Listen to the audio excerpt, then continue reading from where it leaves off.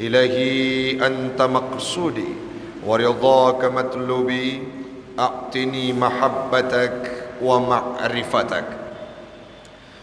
Jamaah sidang solat Jumat sekeyakinan seakidah yang kami muliakan, marilah sama-sama kita memuja dan memuji Allah yang telah memberikan kita kesempatan untuk bisa menunaikan ibadah wajib, ibadah fardu, yakni solat Jumat dalam kondisi berjamaah. Salawat dan salam marilah sama-sama kita hantarkan keharibaan baginda Rasulullah sallallahu alaihi wasallam, seorang nabi yang diklaim menjadi pemimpin terbaik dalam peradaban kehidupan manusia. Tidak hanya yang berkatipikan Islam, bahkan orang-orang yang di luar agama Islam sekalipun menjadikan Nabi sebagai teladan dan panutan, tidak terkecuali dalam konteks kepemimpinan.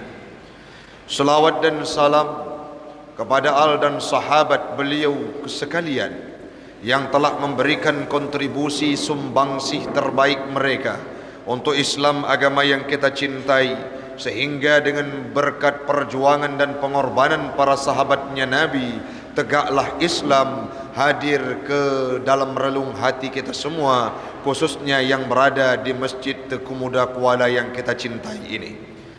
Yang kami hormati guru kita bersama, ayah selaku imam syekh masjid, BKM, pengurus masjid, jamaah, para santri, thalabah yang tidak mungkin disebutkan namanya satu persatu, tapi yakinlah insya Allah semuanya kita akan dimuliakan oleh Allah. Semoga berkumpul kita di masjid yang mulia ini untuk menunaikan sebuah ibadah wajib. Semoga satu waktu Allah kumpulkan kita kelak di yaumil qiyamah dalam surganya Allah. Amin, amin ya rabbal alamin. Hamba Allah, orang syiklun adun ado yang luntuan pemulia, kita baru saja diterpa dengan cobaan terberat, yakni dengan meninggalnya seorang ulama dalam kehidupan umat Islam, bahkan kehidupan manusia. Disampaikan oleh Nabi, cobaan terberat bukanlah angin puting beliung, cobaan terberat bukanlah tsunami seperti puluhan tahun yang lalu, cobaan terberat bukanlah krisis moneter yang berkepanjangan, melainkan cobaan terberat yang dihadirkan oleh Allah dalam kehidupan manusia, terutama umat-umat yang berkatipikan Islam. Apa itu? Dengan meninggalnya seorang alim ulama, dengan hilangnya seorang panutan, dengan meninggal dan wafatnya tokoh agama yang mana mereka menjadi sumber ilmu pengetahuan bagi kita semua. Golom tu imata tanyo orang syiklun mengenang bagaimana pedihnya kepergian Tusub di Jinib, terlepas dari masalah kontestasi politik. Tapi yang perlu kita garis bawahi adalah sangat banyak ilmu pengetahuan yang disalurkan oleh beliau masa hidupnya, tidak hanya dirasakan oleh santri dan guru yang berada di Dayak Babus Salam, melainkan orang-orang yang terisolir kehidupannya, orang-orang yang tinggal jauh dalam perkampungan, mendapatkan sentuhan ilmu yang diberikan dan dipaparkan oleh almarhum Allah yarham Tusub di Jinib. Belum kering air mata kita dengan perginya beliau. 1 tahun 2 tahun sebelumnya meninggal ulama karismatik, yakni murid langsung dari Abuya Mudawali, yakni Tumin di Blangblahdeh.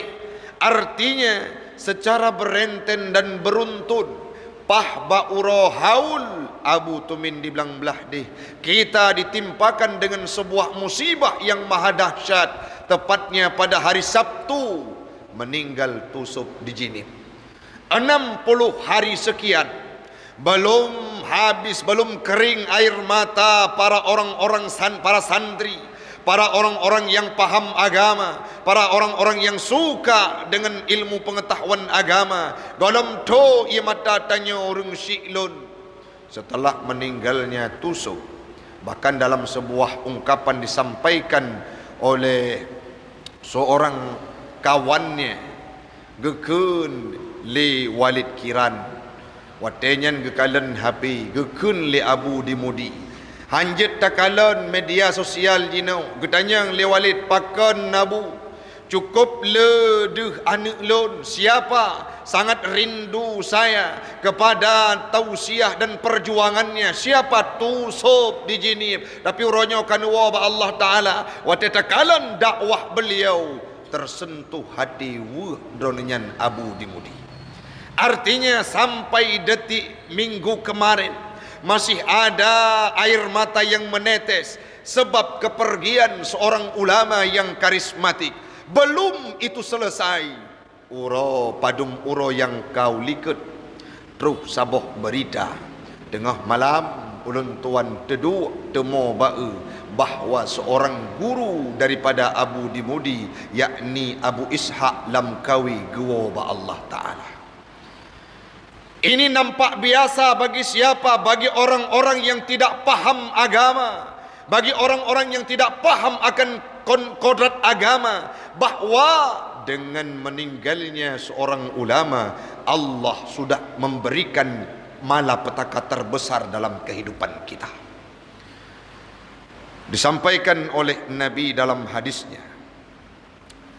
bahwa innallaha la yaqbidul ilma intiza'an yantazi'uhu minal ibadi. Allah tidak akan mencabut, Allah tidak akan mengangkat ilmu sekaligus secara spontan sekali ambil dalam kehidupan hambanya, dalam kehidupan umat Muhammad, melainkan walakin yaqbidul ilma, Allah mencabut ilmu biqabdil ulama, dengan cara gecok para alim ulama. Diwafatkan para alim ulama secara tidak langsung, artinya bacut-bacut ilmu syariat Islam akan gadah di Aceh. Orangnya tertanya, siapakah yang mampu menggantikan kualitas keilmuan Abuya Mudawali, yang mana asal muasal pendidikan pesantren salah satu tokohnya adalah Abuya Mudawali. Adakah yang mampu mengganti beliau? Oleh lahir ulama-ulama yang muda, secara tidak langsung mereka tidak akan mampu menandingi seorang gurunya yang telah kembali ke hadirat Allah. Maka bisa kita simpulkan dari hadis tersebut, dengan meninggalnya ulama, bacut-bacut, ilmunya akan hengkang dari kehidupan kita, tidak terkecuali di kota Luk Semawe, umumnya di Aceh. Yang selanjutnya, bagaimana kondisi saat ulama sudah diangkat, diambil, meninggalkan, diwafatkan oleh Allah?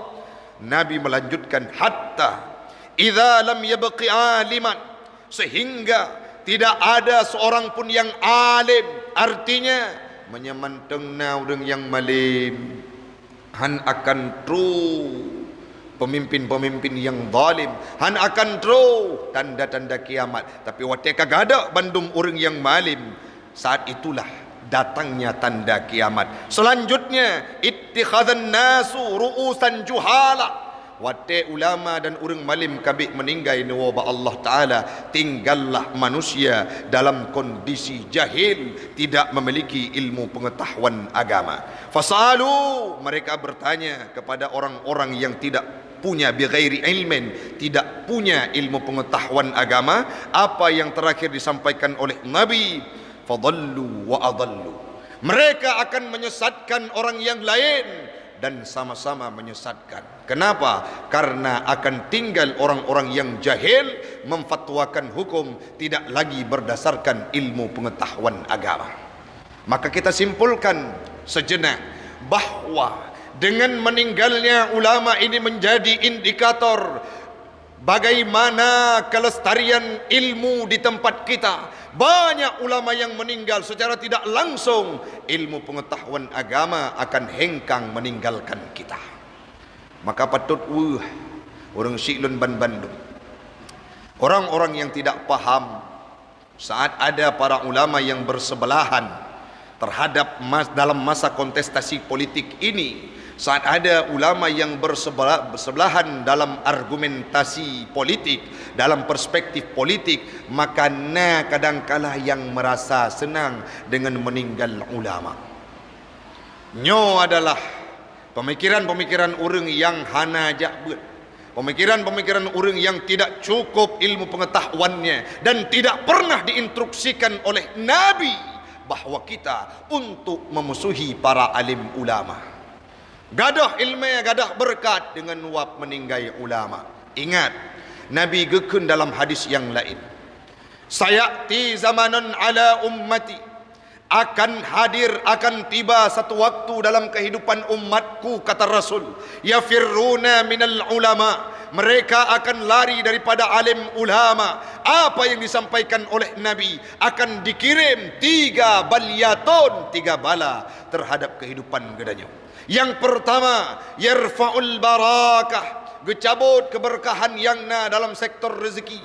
Tapajuk makanan hanale berkat, tapi tak rezeki hanale berkat. Kenapa? Karena tanyo kamu mulai tapluang dari kehidupan alim ulama. Yang kedua, Allah kirim imamul fajir, imam yang zalim, imam yang murka, pemimpin yang hana berpro kepada Islam, akan menyudutkan Islam, gepimpin nanggro dengan nafsunya, tidak bersumber kepada fatwa-fatwa Islam. Yang terakhir, menyegetanyo kamulai taplung daripada alim ulama. Apa disampaikan oleh Nabi? Kharaja minad dunya bighairi iman, tebit legedanyo dari dunia tanpa iman. Bukankah ini sedang kita rasakan urung silu? Bagaimana? Karena beda politik, beda pilihan politik. Dalam masa kontestasi politik ini, banyak ulama yang dihujat. Tengku Pulan Hanapah, Abu Pulan Hanapah pakan karena gedukung si Pulan, Abu Pulen Hanapah karena gedukung si Pulen. Ingat, bagaimana ulama berpendapat, biarkan, tetapi kita tugas jangan pernah hina mereka. Karena setiap para alim ulama punya perspektif masing-masing, opini draw ke masing-masing, untuk ijtihad, untuk analisa siapa yang layak dijadikan sebagai pemimpin dalam ijtihadnya. Bukan tugas kita untuk menghukum mereka. Yang selanjutnya, statement-statement yang tebit, hana perle berkecimpung ulama dalam politik. Nyo adalah fatwa-fatwa, opini-opini yang sesat, menyesatkan. Hadis Nabi kalau gepegah tanya han gebi plung daripada alim ulama. Kenapa hari ini saat adanya kontestasi politik ramai-ramai bersuara jauhkan alim ulama dari politik? Nyo adalah pendapat yang menyesatkan kita semua. Menya ulama hana getrenli dalam politik. Ingat, udip gedanyo han akan li kafah syariat Islam. Baik tua ke sejarah Khulafaur Rasyidin, Umar bin Khattab seorang khalifah yang diakui hebatnya tidak hanya oleh penduduk Islam, diakui oleh seluruh manusia. Beliau sangat perfect dalam memimpin umat, diberikan sematan nama Amirul Mukminin, pemimpin umat mukmin yang tidak ada duanya. Bukankah Umar bin Khattab hafal Al-Quran? Bukankah Umar bin Khattab sahabat Nabi yang dijamin surga? Bukankah Umar bin Khattab sangat paham agama? Bahkan jangankan manusia, jin menteng ye ke Umar bin Khattab karena takwanya. Abu Bakar, Nabi, bahkan dalam sebuah ungkapan kitab yang luntuan tume, dalam kitab Tadhkiratus Sami' wal Mutakallim fi Adabil Alim wal Muta'allim, apa disampaikan? Gepegah le Ibnu Jum'ah dalam kitab tersebut genukil sebuah pendapat Imam Ad-Dauli. Beliau menyampaikan bahawa laisa syai'un a'azza minal ilmi, hana sebuah perkara yang lebih tinggi, yang lebih megah dibandingkan ilmu pengetahuan agama. Dilanjutkan oleh Imam Ad-Dauli, al-muluku hukamun 'alan nasi, raja menghukum, mengurus, gesato, gehira para masyarakat. Sedangkan al-ulama'u hukamun 'alal muluki, ulama mengurus dan memapah, memberikan fatwa, memberikan statement, menasihati siapa? Al-muluki, para pemerintah.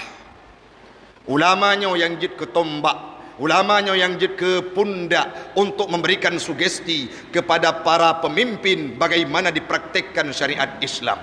Ingat, menyagetanya tak pergi ulama lebih-lebih dalam masa politik, bahkan politik itu jauh dari kehidupan ulama. Baik bayangkan Aceh akan terwujud Islam yang kafah, syariat Islam yang kage perjuangkan bahkan lagi jamun masa Sultan Iskandar Muda. Kenapa? Karena para pemimpinnya akan memimpin tempat, akan memimpin daerah bukan berdasarkan sugesti para alim ulama. Maka menyonyo kata ulam udip katanya urang syi'lun, ingat akan tuh tanda kiamat.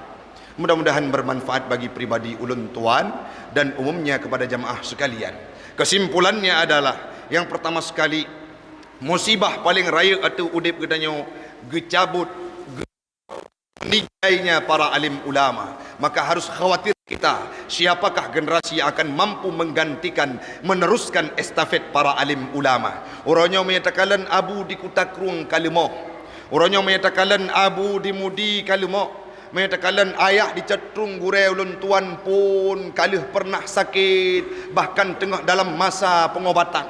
Leka ulama-ulama yang katanya kalen abati buluh sembahyang suah ibantu le murid, saking sakitnya banyak para alim ulama yang sudah mulai dekat dengan tanda-tanda gecok pulang oleh Allah Ta'ala. Maka ini kekhawatiran kita, bagaimana kita memuliakan mereka, bagaimana kita dekat dengan mereka, bagaimana kita mengambil ilmu pengetahuan dari kehidupan mereka, sehingga akan lahir santri-santri yang mampu meneruskan walaupun tidak mampu mengganti, meneruskan perjuangan para alim ulama untuk mengentaskan keawaman. Yang kedua, jangan pisahkan ulama dengan politik, karena jauh hari saat Nabi wafat meninggal dunia yang diteruskan ke pemerintahan ini oleh para sahabatnya yang sangat paham agama, dan adanya korelasi antara ulama dan umarah. Mudah-mudahan bermanfaat bagi pribadi ulun tuan dan umumnya kepada jamaah sekalian.